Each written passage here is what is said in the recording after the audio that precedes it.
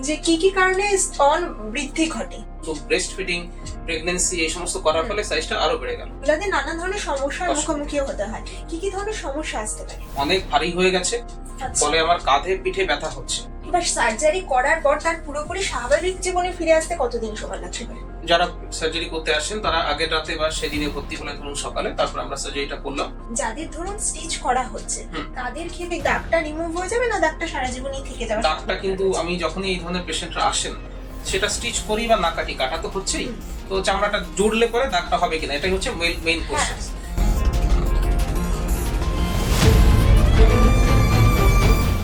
নমস্কার, আপনাদের সঙ্গে রয়েছে আমি সৌমিতা। আপনাদের সবাইকে স্বাগত জানাচ্ছি অ্যাক্সলেপিয়া হেলথ ইউটিউব চ্যানেলে। অ্যাক্সলেপিয়া হেলথ ইউটিউব চ্যানেল মানেই আপনারা জানেন আমরা স্বাস্থ্য সংক্রান্ত নানান বিষয় নিয়ে কিন্তু আলোচনা করে থাকি, আর আমাদের সঙ্গে আলোচনায় থাকেন শহর কলকাতার প্রখ্যাত চিকিৎসকরা। আজকেও আলোচনা করব শরীরেরই এমন একটা বিষয় নিয়ে, যে বিষয়টা নিয়ে কিন্তু অনেকেই আজকের দিনে দাঁড়িয়ে ভীষণভাবে চিন্তা ভাবনা শুরু করে দিয়েছেন।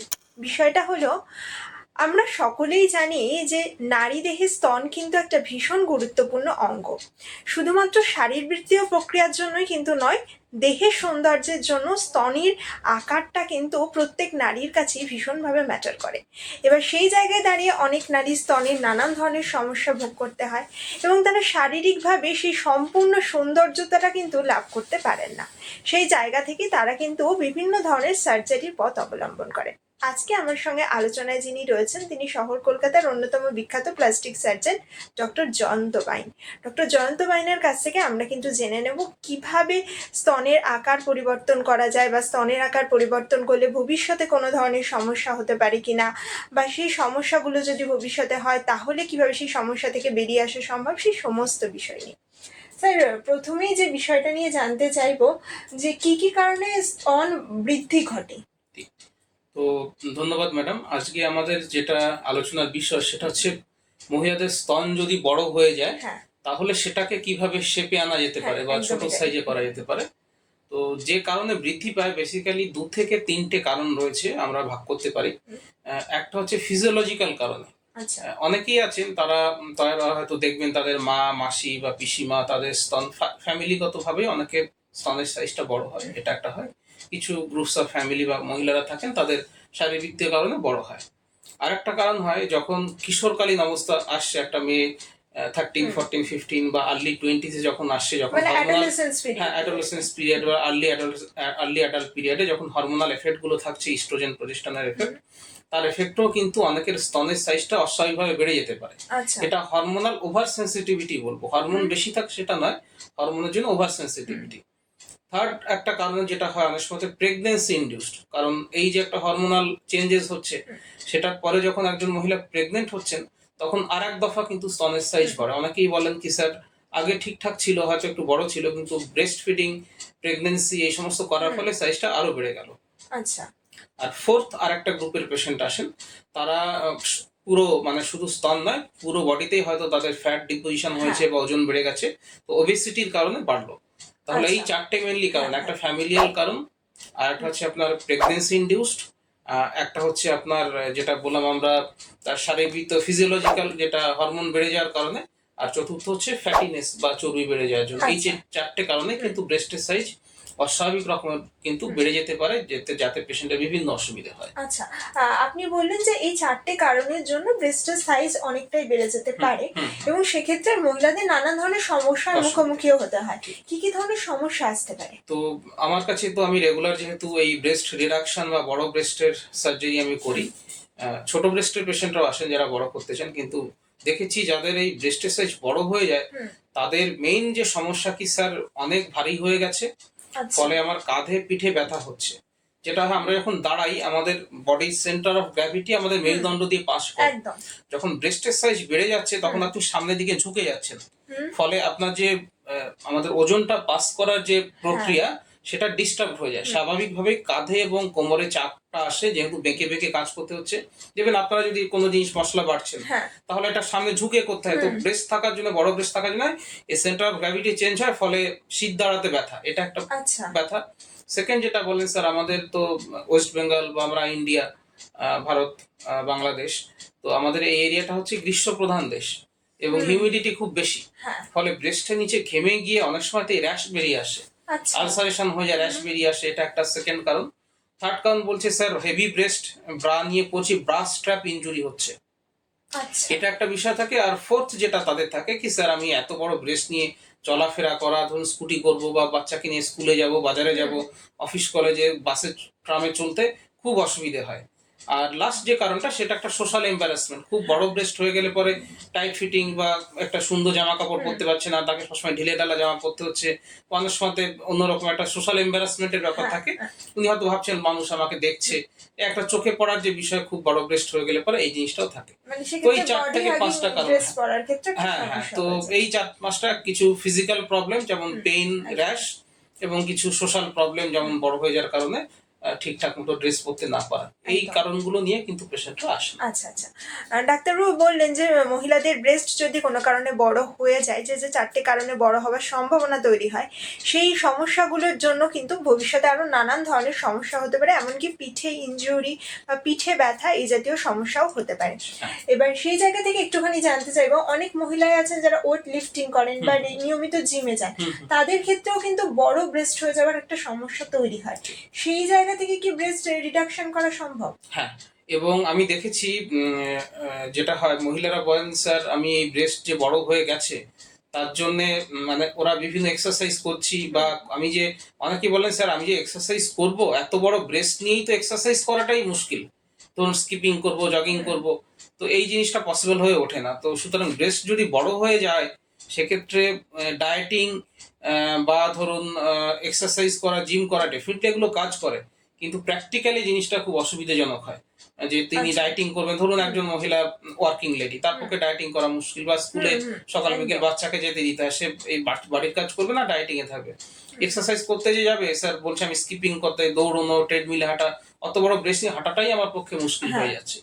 তো এই ধরনের প্রবলেম যখন থাকছে তখন সার্জারিতে খুব ইজিলি এই জিনিসটা অ্যাড্রেস করা যায়, এই জিনিসটাকে কমানো যায়, সাইজটাকে ছোট করা যায়। আচ্ছা, সেক্ষেত্রে একটু জানতে চাইবো যে সাইজ কতটা ছোট করা সম্ভব? ঠিক, এটা আমি তো পেশেন্ট যারা আসেন তারা বড় ব্রেস্ট নিয়ে এতটাই সমস্যা থাকেন, তারা তো বলেন স্যার যত ছোট হয় আপনি করে দিন, আমি এই বড় ব্রেস্ট নিয়ে আর চলতে পারছি না। তো আমরা তাকে বলি, আমরা দেখুন যেমন আপনি একটা জুতো কিনতে যাবেন, তো আপনার পায়ের তো একটা নির্দিষ্ট মাপ আছে, আপনি হিলটাকে হয়তো বাড়াতে পারেন, কিন্তু জুতো সাইজ সেম থাকে। তো আমরা ওনাকে বলি যে আপনি আসুন, আমরা দেখে আপনার বডিকে আমরা মাপবো, মেপে নিয়ে আপনার হাইট এবং আপনার বডির সঙ্গে যে যে ব্রেস্টটা করলে পারে আপনার ক্ষেত্রে সামঞ্জস্য লাগবে সেরকম ছোট আমরা করে দেবো। ডেফিনেটলি আমরা আমি যে হাইয়েস্ট ব্রেস্ট রিডাকশন করেছি 15 কেজি, দুদিকে 7.5 কেজি করে, একদিকে 8 কেজি আর একদিকে 9 কেজি, এরকম টোটাল 15 কেজি ওজনের ব্রেস্ট রিডাকশনও করেছি। ইউজুয়ালি 1.5-2 কেজি 3 কেজি রিডাকশন করা যায়। তো এক্স্যাক্টলি কতটা করতে হবে সেটা পেশেন্টকে দেখে আমরা করি, তবে পেশেন্টরা চান ম্যাক্সিমাম ছোট যেটা পসিবল হয়, আমাদেরও টার্গেট সেটাই থাকে। তবে এমনও ছোট করবো না যেটা ওনার সঙ্গে বিসদৃশ লাগে, সেটা করা পসিবল, কিন্তু ওনার বডির সঙ্গে যেটা সুন্দর সেট হবে সেরকম আমরা ওনার চাহিদা বুঝে সেরকম কিন্তু ছোট করা পসিবল। আচ্ছা, সেক্ষেত্রে এই যে আপনারা সার্জারিটা করেন, তো সার্জারিটা কিভাবে করা হয়, এটা কি মেথড ব্যবহার করেন? তো সার্জারিটা যে মেথড আমরা বলবো, অনেকেই ভাবেন সার্জারি হবে, সেলাই হবে, ব্যথা হবে, ভয় একটা বিষয় থাকে, অনেকেই জিজ্ঞেস করেন স্যার লাইপোসাকশন, ফ্যাট বেড়ে গেছে তাহলে লাইপোসাকশন করলে কি হবে না? তো লাইপোসাকশন করে ইউজুয়ালি ব্রেস্ট রিডাকশন করা সম্ভব নয়, কারণ লাইপোসাকশনে ব্রেস্টে তো শুধু ফ্যাট থাকে না, ওখানে গ্ল্যান্ডুলার টিস্যু থাকে, এবং ওজনটা বেসিক্যালি গ্ল্যান্ডের জন্যই হয়। আর একটা হচ্ছে স্কিনটাও বেড়ে যাচ্ছে, শুধু লাইপোসাকশন করলে ফ্যাট বের করে দিলে পরে ব্রেস্টটা চুপসে যাবে ঠিকই, ওজনটা কমবে ঠিকই, কিন্তু যেটা স্যাগিং হয়ে গেছে সেটা হবে না। সুতরাং এটার জন্য সার্জারি করতে হবে। তো সার্জারিটা বেসিক্যালি দুটো টেকনিকে করা যায়, এটা যদি একটু টেকনিক্যাল টার্ম হয়ে যাচ্ছে তবু আমি বলি। জন্য যখন কোনো মহিলা আসেন আমরা তাকে মেজারমেন্ট বললাম না, মেজারমেন্ট করি, আমরা দেখে নিই সুপ্রাস্টার্নাল নচ, সেখান থেকে নিপেল, এটা ডিস্টেন্স যদি 30 সেন্টিমিটারের কাছাকাছি থাকে বা তার কম থাকে আমরা ললিপপ টেকনিকে করি, হল ফিনলে টেকনিক বা ললিপপ টেকনিকে করি। আর যাদের এই ডিস্টেন্সটা 30 সেন্টিমিটারের বেশি হয়ে গেছে তাদের ইনভার্টেড টি টেকনিকে করি। তো এই যে ললিপপ টেকনিক এবং যে হল ফিনলে টেকনিক, দুটো ছবি দেখাচ্ছি, যেটা ললিপপ টেকনিক একটা, যেটা 30 সেন্টিমিটারের নিচে এই টেকনিকে করা হয়, আর যেটা হল ফিনলে টেকনিক সেটা আপনারা ছবিতে নিশ্চয়ই দেখতে পাচ্ছেন। তো এভাবে আমরা করি। তবে এই সার্জারিটা কিন্তু ছোট সার্জারি নয়, অ্যারাউন্ড 3 থেকে 3.5 ঘন্টা বা 4 ঘন্টা অবধি লাগে সার্জারিটা করতে। তবে কোনো ভয়ের কিছু নেই, এটা ফুল অ্যানাস্থেসিয়া দিয়ে আমরা করি, আপনি ঘুমিয়ে থাকবেন, কিছু বুঝতে পারবেন না এবং কোনো ব্যথাও হবে না। তো এই দুটো টেকনিকে এবং আন্ডার জেনারেল অ্যানেস্থেসিয়া পুরো সার্জারিটা করা হয়। আচ্ছা, তো ডাক্তারবাবু একের পর এক সার্জারির কথা বললেন, সেক্ষেত্রে দুটো টেকনিকের কথা উঠে এলো। দর্শক বন্ধুদের উদ্দেশ্যে বলছি যে সার্জারি কিরকম ভাবে করা হয় বা সার্জারি করতে কতদিন সময় লাগতে পারে বা তার পরের যে প্রসেসগুলো রয়েছে সেই বিষয়গুলো নিয়ে তো আমরা আলোচনা করবই। তবে দর্শক বন্ধুদের উদ্দেশ্যে এই প্রসঙ্গে বলে রাখি যে আপনারা দেখছেন অ্যাক্সলেপিয়া হেলথ, এবং অ্যাক্সলেপিয়া হেলথের স্ক্রিনে দেওয়া যে টেলিমেডিসিনের নাম্বার রয়েছে সেই টেলিমেডিসিনের নাম্বারে কিন্তু আপনারা যোগাযোগ করতে পারেন স্বাস্থ্য সংক্রান্ত যে কোনো সমস্যার সমাধানের জন্য। আমরা অ্যাক্সলেপিয়ার টিম সবসময় কিন্তু আপনাদের পাশে আছি। স্যার, আপনি এক্ষুনি বললেন যে দুটো সার্জারির কথা, তো দুটো, হ্যাঁ মানে দু ধরনের টেকনিকের কথা, তো সেই জায়গা থেকে দাঁড়িয়ে মোটামুটি 3 থেকে 3.5 ঘন্টা আপনি বলছেন সময় লাগতে পারে। এবার সার্জারি করার পর তার পুরোপুরি স্বাভাবিক জীবনে ফিরে আসতে কতদিন সময় লাগতে পারে? তো ধরুন যারা সার্জারি করতে আসেন তারা আগের রাতে বা সেদিনে ভর্তি হলে ধরুন সকালে, তারপর আমরা সার্জারিটা করলাম। সার্জারি পরে আমরা দুদিন মোটামুটি 36 থেকে 48 ঘন্টা পেশেন্টকে হসপিটালে ভর্তি রাখতে হয়, কারণ সেখানে অবজারভেশনের বিষয় রয়েছে, ব্লিডিং হচ্ছে কিনা, পেইন হচ্ছে কিনা সেগুলো দেখার বিষয় রয়েছে, কারণ এত বড় একটা সার্জারি। তো ইউজুয়ালি 1.5 থেকে 2 দিন পরে 36 থেকে 48 ঘন্টা পরে আমরা পেশেন্টকে ছুটি করে দিই, উনি বাড়িতে চলে যাবেন। বাড়িতে গিয়ে কিন্তু রেস্ট নিতে হবে, এটা একটা বড় সার্জারি, এক্ষেত্রে রেস্ট নেওয়াটা অত্যন্ত দরকার। এবং বাড়িতে বেড রেস্ট নয়, চলাফেরা করতে পারবেন, বাথরুমে যেতে পারবেন, স্নানও করতে পারবেন, কিন্তু ভারী কাজ করা যেমন ধরুন রান্না করা, জলের বালতি উপরে তুলে নেওয়া, এই ব্যাপারগুলো কিন্তু দিন 7 মতো করতে পারবেন না। সেই জন্য যে পেশেন্টরা আসেন আমরা তাকে বলি আপনি 5 থেকে 7 দিন বাড়িতে রান্না বান্না এই কাজগুলো করতে পারবেন না, সেরকম ব্যবস্থা করে তবে সার্জারি ডিসিশনটা বা প্ল্যানিংটা সেইভাবে করবেন। একদমই তাই। তো ধরুন 5 থেকে 7 দিন উনি বাড়িতে রেস্ট নিলেন, 7 থেকে 10 দিন পরে বা 5 থেকে 7 দিনের পরে থেকে উনি বাড়ির বাইরের যে অ্যাক্টিভিটি গুলো, অফিসে যাওয়া, বাচ্চাকে আনতে যাওয়া, স্কুলে যাওয়া, কলেজে যাওয়া, সেই কাজগুলো করতে পারবেন। সম্পূর্ণ ঠিক হয়ে যেতে মোটামুটি সপ্তাহ 2 থেকে সপ্তাহ 3 মতো সময় লাগে। এবং আমরা অনেক সময়তে সেলাই করি, অনেক সময়তে স্টিচেস থাকে, অনেক সময়তে স্টিচেস থাকে না। যদি স্টিচ থাকে আমরা ইউজুয়ালি 14 দিনের মাথায় বা 21 দিনের মাথায় পেশেন্টকে স্টিচ কাটতে আসতে বলি। ইউজুয়ালি আজকাল আমরা ভেতর থেকে পেস্টিং সুচার্স যেটা বলে সেটা করে থাকি, সাবডার্মাল সুচার্স, তাদের ক্ষেত্রে সেলাই কাটতে আসতে হয় না। বিশেষ করে যারা ধরুন দূরে পেশেন্ট, কলকাতা থেকে অনেক দূরে, ত্রিপুরা বা আসাম থেকে এসেছেন, তাদের ক্ষেত্রে ওই টেকনিকটা বেশি আমরা করি যাতে তাকে আসতে না হয়। আচ্ছা, এবার একটা কথা একটু জানতে চাইবো যে আপনি বললেন এটা ফুল অ্যানাস্থেসিয়া দেওয়া হয়, এবার প্রত্যেকের ক্ষেত্রে কি একই প্রসিজিওর মেনটেন করতে হয়? হ্যাঁ, অ্যানাস্থেসিয়াটা ফুল, কারণ 3.5 ঘন্টা তো লোকাল অ্যানাস্থেসিয়াতে করা পসিবল নয়, বড় সার্জারি। এটা ফুল অ্যানাস্থেসিয়া দিয়ে করলে পরে পেশেন্টের ব্লাড প্রেশার, ব্লিডিং, অন্যান্য প্যারামিটার্স গুলো ডাক্তারবাবু, আমরা সার্জন এবং অ্যানাস্থেসিস্ট আমাদের ওয়েল কন্ট্রোল থাকে।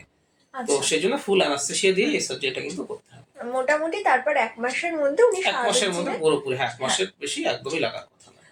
এবার একটা কথা একটুখানি জানবো যে যাদের ধরুন স্টিচ করা হচ্ছে তাদের ক্ষেত্রে মোটামুটি 1 মাস বা 1.5 মাস পরে কি সেই দাগটা রিমুভ হয়ে যাবে, না দাগটা সারা জীবনই থেকে যাবে? দাগটা কিন্তু আমি যখনই এই ধরনের পেশেন্টরা আসেন, সেটা স্টিচ করি বা না কাটি, কাটা তো হচ্ছেই, তো চামড়াটা জুড়লে পরে দাগটা হবে কিনা, এটাই হচ্ছে মেইন কোশ্চেন। তো আমরা পেশেন্টকে বলি, অনেক পেশেন্টই আসেন যাদের ধরুন 40 বয়স বা 35 বয়স, অলরেডি বাচ্চা হচ্ছে, সিজারিয়ান সেকশন হয়েছে, তখন আমরা বলি আপনার সিজারিয়ান সেকশনে যেমন দাগ হয়েছে সেই ধরনের একটা দাগ কিন্তু আপনার ক্ষেত্রে হতে পারে। বা ধরুন অবিবাহিত মেয়ে কেউ এসছেন, তখন আমরা বলি আপনার মা, মাসি, কাকিমা, বৌদি, তাদের দেখবেন সিজারিয়ান দাগ কতটা থাকছে, হালকা একটা দাগ কিন্তু বোঝা যায়। তো এবার সেই দাগটা যাতে বিশেষভাবে বোঝা না যায় সেই জন্য টেকনিক গুলো চেঞ্জ হয়েছে। এই যে ধরুন ললিপপ টেকনিকই বলছি আর ইনভার্টেড টি, সেগুলো ব্রেস্টের খাঁজ সেখানে লুকোনো থাকে। আচ্ছা, সেই কারণে উপর দিয়ে কাটলে তো আমাদেরও সার্জারি করতে সুবিধে, কিন্তু আমরা এমন জায়গা দিয়ে সার্জারি করব যাতে দাগটা আপনার ব্রাশ স্ট্র্যাপের মধ্যে বা ব্রায়ের মধ্যে লুকোনো থাকে, যাতে বোঝা না যায়। তবে হালকা একটা দাগ থাকবে, কেমন দাগ হবে সেটা আপনার যদি সিজারিয়ান সেকশন স্কার থাকে সেটার সঙ্গে কম্পেয়ার করলে বুঝতে পারবেন যে ওই ধরনের একটা হালকা দাগ, মানে হালকা সামান্য একটা স্কার থেকে যাওয়ার সম্ভাবনা রয়েছে। হ্যাঁ, সেটা থাকবে। আচ্ছা, যারা এই ব্রেস্ট রিডাকশন টেকনিকটা করছেন, ধরুন অবিবাহিত মহিলারা, ভবিষ্যতে তাদের মা হওয়ার ক্ষেত্রে কি কোনো সমস্যা হতে পারে? ঠিক, মা হওয়ার জন্য কিন্তু ব্রেস্টের অ্যাজ সাচ দরকার নেই, সেটা বলছি কেন, মা হওয়ার জন্য ইন্টারনাল জেনাইটালিয়া, ইউটেরাস, ওভারি, তার সাইকেলস ঠিক আছে কিনা, ওভাম গুলো ঠিক আছে কিনা, বা তার পার্টনার শুক্রাণু ঠিক রয়েছে কিনা, সেটা ডিপেন্ড করে। তো মা হতে ব্রেস্ট ফিডিং এর সঙ্গে থাকে। আমরা কিন্তু যারা আসেন আমার কাছে 30% পেশেন্ট আসেন যারা অবিবাহিত, যাদের ব্রেস্টের সাইজ অনেক বেড়ে গেছে, তারা কিন্তু আমি তাদেরকে প্রথমেই যখন বলি যে আপনি তাহলে আপনার বিয়ে শাদী বা বাচ্চা নেওয়ার প্ল্যান কি, যদি 2-1 বছরের মধ্যে বিয়ে শাদী বা বাচ্চা করার প্ল্যান থাকে, সেক্ষেত্রে আমি বলি দেখুন আপনি একবারে ব্রেস্ট ফিডিং করিয়ে ব্রেস্টটা আর একটু বড় যদি হয়ে যায় তারপরে আসুন। কিন্তু অনেকেই বলে স্যার আমার বিয়ে শাদীর প্ল্যান নেই, বা আমি এই হেভি ব্রেস্ট নিয়ে এত অস্বস্তিতে পড়েছি যে আমি ধরুন বাচ্চা হবে, প্রেগনেন্সি 1 বছর, মিনিমাম 2 বছর বাচ্চার বয়স না হলে সার্জারি করাতে পারবো না, সব মিলে 3-4 বছরের গ্যাপ হয়ে যাবে। তো আমি এই 3-4 বছর ধরেই ওয়েট কিন্তু আমি বয়ে চলতে পারবো না। তখন আমি তাদের বলি যে আমরা ব্রেস্ট যখন বাদ দেবো, আপনার ক্ষেত্রে গ্ল্যান্ডুলার টিস্যু এবং ফ্যাট দুটোই আমরা বাদ দেবো, তবে অ্যারিওলার নিচে কিছুটা গ্ল্যান্ডুলার টিস্যু আমরা রেখে আসবো, যাতে আপনি বাচ্চাকে ব্রেস্ট ফিডিং করাতে পারেন। তাহলে কতটা মিল্ক হবে, ইউজুয়ালি দেখবেন যাদের ব্রেস্ট ফিডিং বা ব্রেস্ট মিল্ক অনেক হয় তাদের এক্সপ্রেশন করে ফেলে দিতে হয়, এতটা বেশি ব্রেস্ট হয়, মিল্ক হয়। আমি বলি যে আপনার যে পরিমাণ ব্রেস্ট মিল্ক হবে সেটা একটা বাচ্চার জন্য সাফিসিয়েন্ট হবে, কিন্তু আপনার বৌদি বা আপনার বোন বা অন্য যাকে দেখেছেন তাদের তুলনায় কিন্তু কম হবে। তুলনায় কম হবে, ভলিউমটা কম হবে, but that will be sufficient for the baby, কিন্তু ব্রেস্ট ফিড হবে, ব্রেস্ট ফিডিং করানো যাবে। কিছু কিছু অসুবিধা হতে পারে, যেমন ব্রেস্ট মিল্ক একটু কম হওয়া বা কোথাও গ্যালাক্টোসিল হয়, এই ব্যাপারগুলো কিছু টেকনিক্যাল অসুবিধা হলেও ব্রেস্ট মিল্ক হতে কিন্তু অসুবিধা হয় না, কিন্তু ভলিউমে কম হবে। আচ্ছা, তো সেক্ষেত্রে আপনি কি সাজেস্ট করবেন যে মা হওয়ার পরেই? এবার এটা ডিপেন্ড করে পেশেন্টের চাহিদার উপরে। উনি যদি দেরি করতে না চান, এতই বড় হয়ে গেছে যে তার পক্ষে ওই ওজন বয়ে নিয়ে যাওয়া সম্ভব নয়, সেক্ষেত্রে তারা রিডাকশন সার্জারির দিকেই কিন্তু এগিয়ে যান। আচ্ছা, তাছাড়া আজকালকার দিনে অনেকেই ব্রেস্ট ফিডিং, আমরা যদি এক্সক্লুসিভ ব্রেস্ট ফিডিং 6 মাস বলি, অনেক ক্ষেত্রেই দেখা যায় 2-3 মাস পরে তাকে অফিসে কলেজে জয়েন করতে হচ্ছে। এক্সক্লুসিভ ব্রেস্ট ফিডিং এমনিতেই তার পক্ষে করানো অতটা পসিবল হবে না। সেই জন্য খুব কম পেশেন্টই আছে যারা ব্রেস্ট ফিডিং এর ব্যাপারটা ভেবে পিছিয়ে যান, কারণ ওজন নিয়ে তারা এতটাই সমস্যার মধ্যে থাকেন যে ওটা নিয়ে ওটা তাদের কাছে সেকেন্ডারি হয়ে যায়। এই ব্রেস্ট ফিডিং এর প্রসঙ্গটা যখন এলো, তখন একটা কথা একটুখানি জানবো, যে সেটা হচ্ছে আজকের দিনে দাঁড়িয়ে অনেক মহিলাকেই কিন্তু দেখা যায় যে তারা পাম্পের মাধ্যমে ব্রেস্ট মিল্ক বের করে নিচ্ছে। তো সেক্ষেত্রে যাদের এই অপারেশনটা অলরেডি হয়ে গিয়েছে, তাদের ক্ষেত্রে পাম্প ইউজ করার ক্ষেত্রে কোনো অসুবিধা হবে না, কোনো অসুবিধা। ব্রেস্টের সাইজ, ব্রেস্ট তো একসাথ ব্রেস্টের মতোই থাকছে, শেপে বা ডিরেকশনে বা তার অ্যানাটমিতে কোনো চেঞ্জ হচ্ছে না, শুধু সাইজটা ছোট হয়ে যাচ্ছে। পাম্প ইউজ করে বাচ্চা যেমন নর্মালি সাক করতে পারবে, পাম্প দিয়েও সেটা বের করে উনি রেখে যেতে পারেন, যাতে বাচ্চা অফিসে গেলে বাচ্চা খেতে পারে। দর্শক বন্ধুদের উদ্দেশ্যে কি বলবেন? তো যেটা বলবো, ব্রেস্ট রিডাকশন সার্জারিটা একটা বড় সার্জারি। আপনার যদি হেভি ব্রেস্টের কারণে ফিজিক্যালি এবং সোশ্যালি মেন্টালি সমস্যা হয়ে থাকে, অবশ্যই একজন প্লাস্টিক সার্জনকে দেখিয়ে আপনার কি কন্ডিশন, কতটা ছোট করতে চাইছেন, কতটা ছোট পসিবল, কতটা দাগ হবে, আপনি কতদিন ছুটি নিতে পারবেন, এই ব্যাপারগুলো আলোচনা করে করবেন। আর সার্জারির মাধ্যমে এই সমস্যাটার পুরোপুরি সমাধান করা সম্ভব, সুতরাং বড় ব্রেস্ট এবং তার জনিত যে অসুবিধা সেটা বয়ে বেড়ানোর কোনো দরকার নেই। আপনারা ডাক্তারবাবুর সঙ্গে যোগাযোগ করুন এবং সঠিক ট্রিটমেন্ট এবং যেটা সলিউশন সেটা পেয়ে যাবেন। একদম। দর্শক বন্ধুদের উদ্দেশ্যে বলবো যে এই বক্ষ সৌন্দর্য কিন্তু নারী সৌন্দর্যের একটা অন্যতম দিক, এবং এর পাশাপাশি শারীরবৃত্তীয় বেশ কিছু সমস্যাও কিন্তু হতে পারে আপনার হেভি ব্রেস্টের কারণে।